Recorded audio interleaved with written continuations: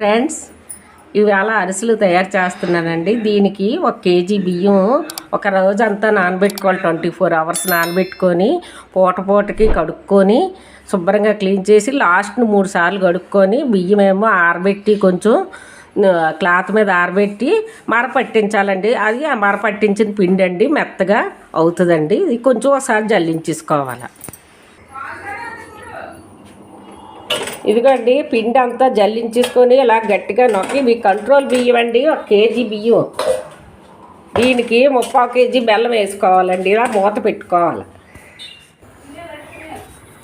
ఇదిగోండి ఇది 3/4 కేజీ బెల్లం అండి, 750 గ్రాములు. కొంచెం వాటర్ వేసుకోవాలి. వాటర్ వేసుకొని కలుపుకొని పాకం పట్టుకోవాలి.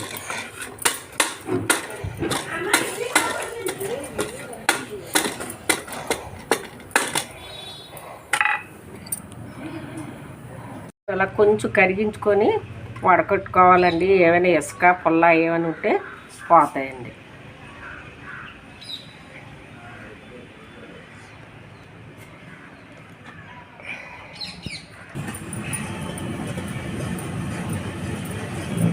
ఇదిగోండి ఇలా మరుగుతుందండి, ఉడుకుతుంది పాకం.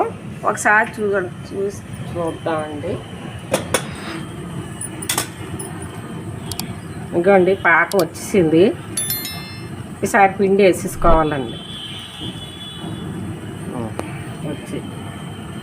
ఇంకో ఇదిగోండి వచ్చేసిందండి పాకం. ఇది ఇలా చేతికి అంతే చాలండి.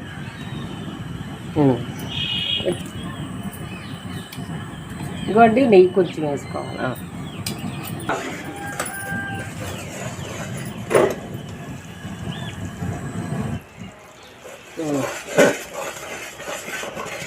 ఇలా పిండి వేసి కలుపుకుంటూ ఉండాలండి.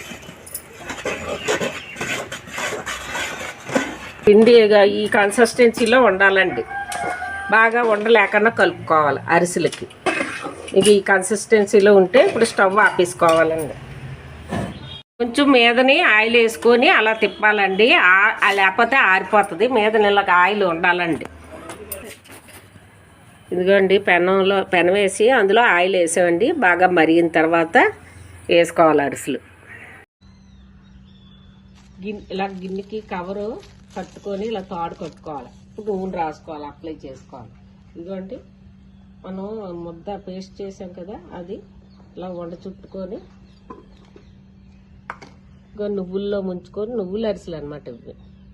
ఇలా కొంచెం తడి చేసుకోవాలండి. నువ్వులు తడి చేసుకొని ఇలాగా చుట్టబెట్టుకోవాలి. ఇప్పుడు ఇది ఇలాగ అరిసిలాగా అరిచి పెనంలోని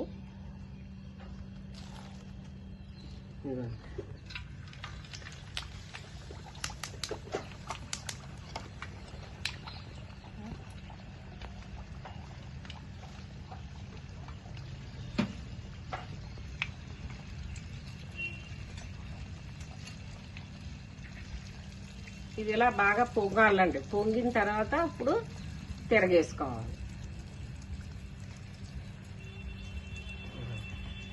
ఇలా తిరగేసుకోవాలి. చూడండి అలా పొంగాలి. పొంగితే బాగా ఉంటాయి.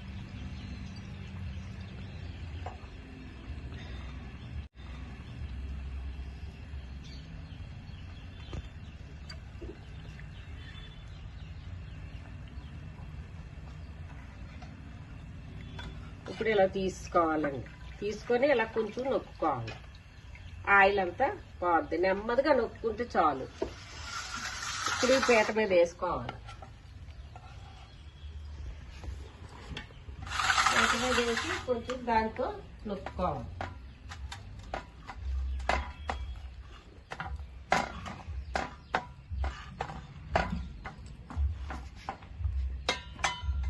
అప్పుడు అవేమో అందులో నూనె జల్లీలో వేసి నూనె ఆరిన తర్వాత బాగా ఆ పల్లెంలోకి తీసుకోవాలి.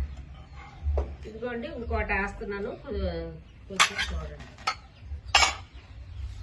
ఇదిగోండి అరిసెలు రెడీ అయిపోయినట్టేనండి. Thanks for watching.